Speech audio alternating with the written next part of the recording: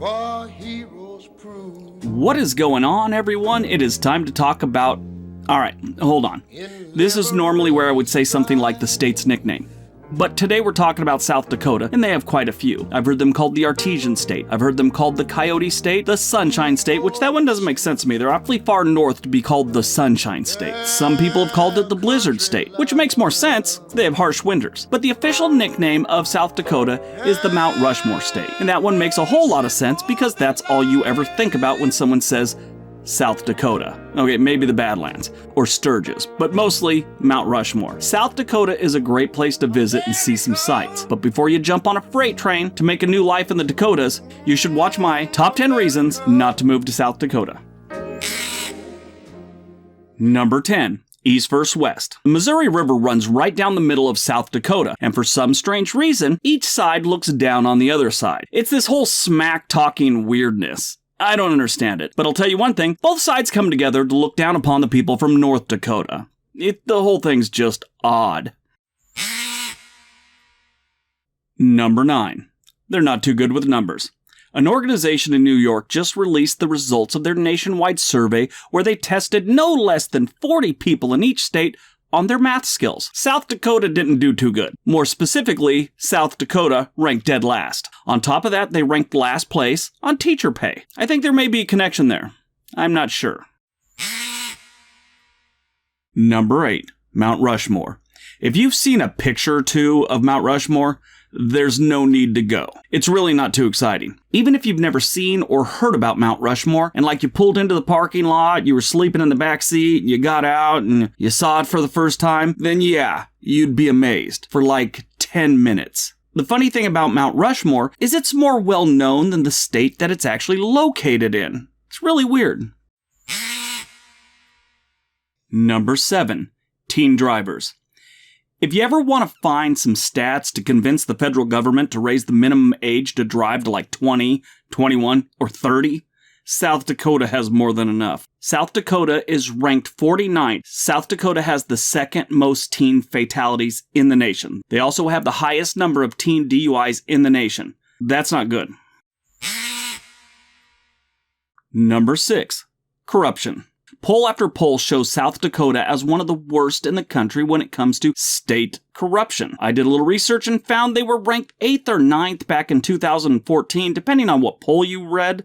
Recently, they stepped up their game. I found in 2017, they're consistently ranked in the top 3. They're just getting things done in South Dakota. Number 5.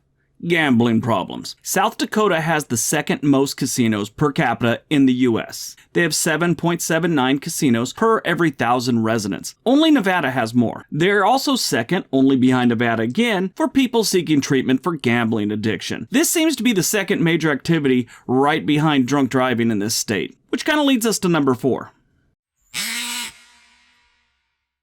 Number 4. It's boring. Everyone says there's nothing to do in South Dakota but work, drink, drive, and gamble. Even if you live in Rapid City or Sioux Falls, your options for activities are still pretty limited. But I mean, you're in South Dakota, what were you expecting? Number 3. The jails suck.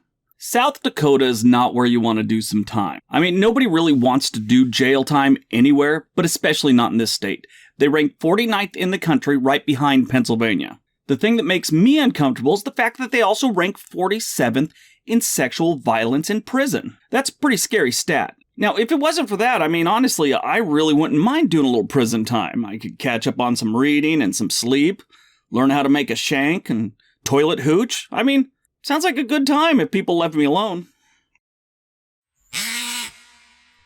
Number 2, a really sad Craigslist.